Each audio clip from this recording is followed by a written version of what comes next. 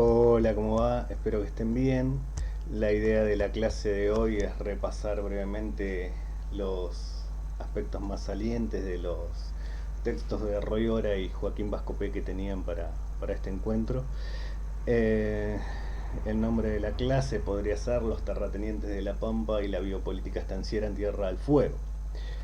Empezamos por el texto de Royora que tenían, que era la introducción y las conclusiones del libro Los terratenientes de la Pampa Argentina, una historia social y política, que es un libro que está basado en la tesis doctoral de Royora, que es investigador del CONICET y profesor de la Universidad de San Andrés y de la Universidad de Quilmes. En lo fundamental, el libro reconstruye trayectorias de grandes propietarios de tierras y estudia la participación de ellos en la vida política y social. El libro de Royora inicia su análisis en la segunda mitad del siglo XIX, cuando se produce la consolidación de la élite terrateniente como el principal grupo económico y social de nuestro país. ¿Sí? Dice, a fines del siglo XIX la élite terrateniente adquirió unidad y conciencia de sí misma. Muy interesante que Royora critica la visión de una clase homogénea, poderosa y reaccionaria que habría dominado el país desde el periodo colonial hasta 1940. Dice Royora que esa imagen de la élite terrateniente como un grupo conservador y reaccionario surge con posterioridad.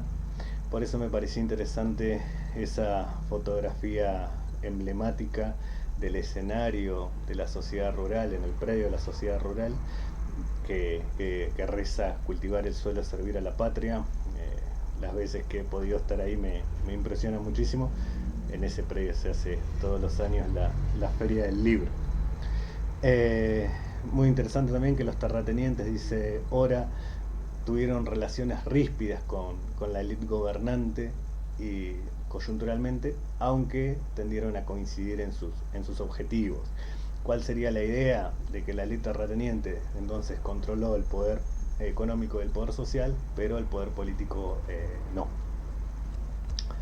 Seguimos.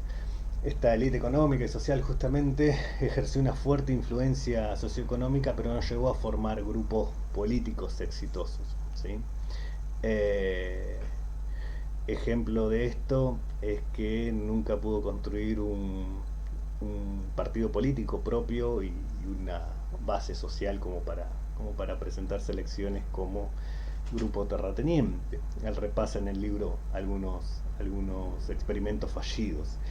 Muy interesante que para el fin del siglo XIX, dice Royora, existía una imagen positiva sobre los estancieros, quienes aparecían asociados a valores positivos como el esfuerzo, la prosperidad, el optimismo. Y una idea fuerza central era la del self-made man, el self-made man, es decir, ese hombre que se hace a sí mismo. Es decir, estos estancieros aparecían en los discursos más importantes como personas que habían creado su riqueza y habían logrado ascender social y económicamente. ¿Sí? Eh, un ejemplo de esta imagen eh, positiva y de éxito es esa fotografía de la estancia Chapatmalal de la familia Martínez de Oz. ¿Sí? Seguimos. Bueno, justamente a partir de la primera década o de la segunda década del siglo XX, la preeminencia social de los terratenientes se fue erosionando y este grupo entró eh, en un proceso de crisis y declinación.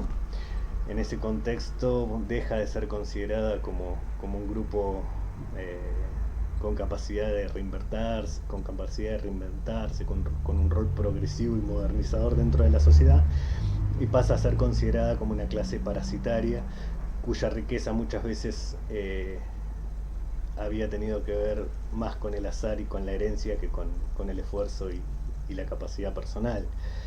Esa élite terrateniente pasa a percibirse a sí misma como una élite asediada por las presiones populares, por el aumento de las protestas sociales, y en ese contexto logra una alianza estratégica con el grupo gobernante, sobre todo a partir del acceso del radicalismo al poder, y logran imponer la represión de la protesta social. y logran evitar que haya algún tipo de modificación real del régimen de propiedad, más allá de los intentos parlamentarios del radicalismo, ¿sí? Para 1920, dice Royora, ya este grupo de la élite terrateniente se mostraban abiertamente antidemocráticos, ¿sí?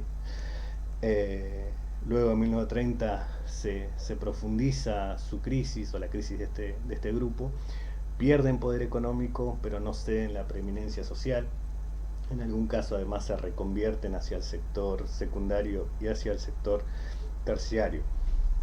Una imagen que me parecía que puede llegar a ayudar a jugar con esta idea de erosión es el monumento de Eduardo Olivera, que es el fundador de la sociedad rural.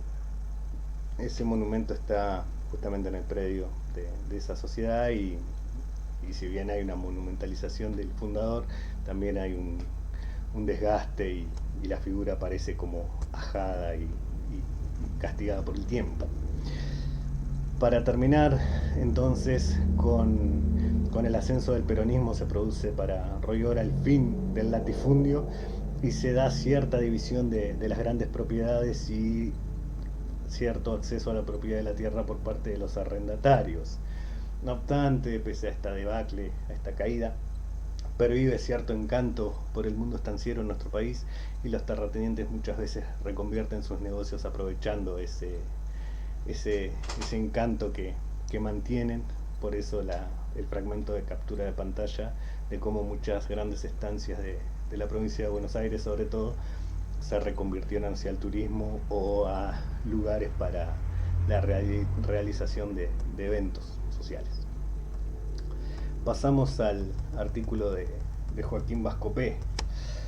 Tenían para leer un texto de Joaquín Bascopé que se llama Pasajeros del Poder Propietario, la sociedad explotadora de Tierra del Fuego y la vía política estanciera 1890-1920, un texto publicado en el año 2008. Decir mínimamente como nota biográfica que Joaquín Bascopé es antropólogo, es profesor de nuestra universidad en la sede Madryn y que es investigador del CONICET con lugar de trabajo en el INGIS, en el Departamento de Historia de nuestra facultad. Quise ponerles la imagen de la cubierta del libro que publicó recientemente Joaquín, un libro monumental que está disponible en la biblioteca de nuestra universidad, que se llama En un área de tránsito polar, 1872-1914, donde continúa mucho de las discusiones de este artículo y las profundiza. Muy recomendable la lectura de ese y de cualquier otro material de Joaquín. Bueno, yendo al artículo, ofrece una historia del imperio ganadero de la sociedad explotadora de Tierra del Fuego. Pasamos al texto. Dice Joaquín, bueno, ¿cuál fue la lógica estanciera de la sociedad explotadora de Tierra del Fuego? Bueno, creó una red ganadera de enclaves tecnológicos con alta demanda de mano de obra estacional. Y ese proceso se inició sobre todo a partir de 1890, cuando esta sociedad empieza a acaparar las mejores tierras de la región. Dice Joaquín que se basó en un modelo estanciero que eliminó la competencia de los ganaderos previamente establecidos allí y las jurisdicciones nacionales. En este sentido es muy importante cómo se produce cómo fue una condición para ello la producción de un desierto biopolítico. ¿Qué es esto? Bueno, justamente eliminar competencias vegetales, animales y humanas para la producción ovina. Esto va desde indígenas hasta guanacos, zorros, jabalíes, vacunos y perros salvajes, ¿sí? Esa producción de un desierto biopolítico tiene como elemento simbólico y paradigmático la introducción de los alambrados. Dice Joaquín que el alambrado tenía menos la función de fundar propiedad y de delimitar las propiedades que de producir barreras que eliminasen o por lo menos obstaculizaran el cuatrerismo obrero, los animales salvajes, los malones indígenas y la competencia de otras empresas ganaderas. Y en cuanto al aspecto político de la cuestión, dice, bueno, la producción de un vacío político tenía que ver justamente con la capacidad soberana de esas estancias sobre esos espacios para imponer un tipo de control y un tipo de seguridad privada, una gestión soberana justamente de las vías de comunicación, sobre todo de las rutas, y un monopolio sobre los servicios sanitarios en ese lugar. Luego de la moto pasamos a la diapositiva que sigue. La imagen. La imagen que seleccioné es el casco de la estancia Caleta Josefina, donde justamente se inició ese acaparamiento de tierras del que reconstruye Joaquín. Máquinas, circulación y mano de obra. Muy importante que la producción ganadera de la sociedad explotadora se basó en la alta tecnología y en el intento de automatizar las faenas. Máquinas esquiladoras, el alambre nuevamente, prensadoras, automóviles, telégrafos, teléfonos, tractores. Y se trató de automatizar la faena justamente para tratar de requerir la mínima cantidad posible de trabajadores. Y esta lógica ganadera estaba basada en la circulación permanente de capital, mercancías, animales y mano de obra. De capital desde las metrópolis hasta estas estancias. Recuerden que estos proyectos ganaderos fueron financiados y respaldados por capitales británicos. La circulación de mercancías a través de los almacenes de ramos generales de estas compañías de tierra, y la circulación permanente de animales entre, por ejemplo, la zona de los puestos, al casco de la estancia, de la zona de las aguadas, a los lugares de esquila y demás. Muy importante que la sociedad explotadora necesitaba mano de obra calificada, por ejemplo, los cuadros técnicos, jerarquizada. Los cuadros superiores tendían a ser mayoritariamente británicos y los subalternos eran mayoritariamente inmigrantes o argentinos y chilenos, y una mano de obra caracterizada por la estacionalidad, sobre todo en la época de esquila. Quise poner esa foto de esquila con tijera mecánica actual porque, como dice Joaquín, el tipo de tecnología de trabajo no se modificó mucho en los siguientes 100 años a cómo se hacía en la época que trata el texto.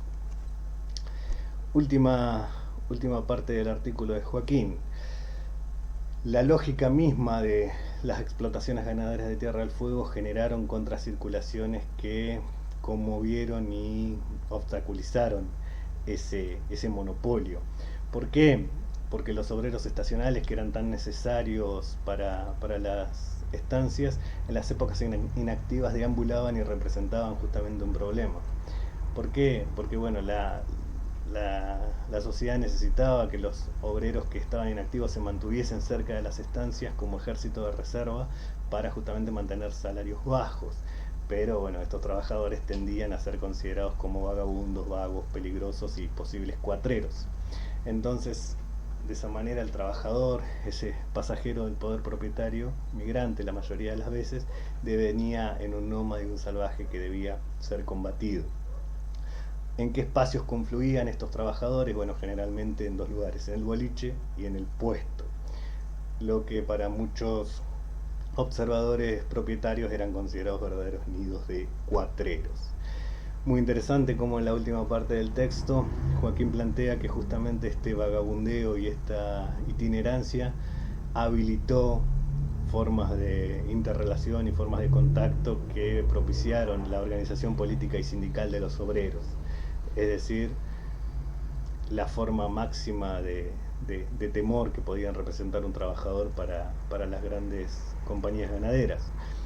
En ese contexto fue que se produjo lo que Joaquín denomina como una alianza entre las estancias y los estados nacionales de Argentina y de Chile, justamente para reprimir estos intentos de los trabajadores por defenderse y por resistir la opresión ganadera. Eso creo que serían los aspectos fundamentales de los textos. Espero que les haya servido. Nos vemos en breve.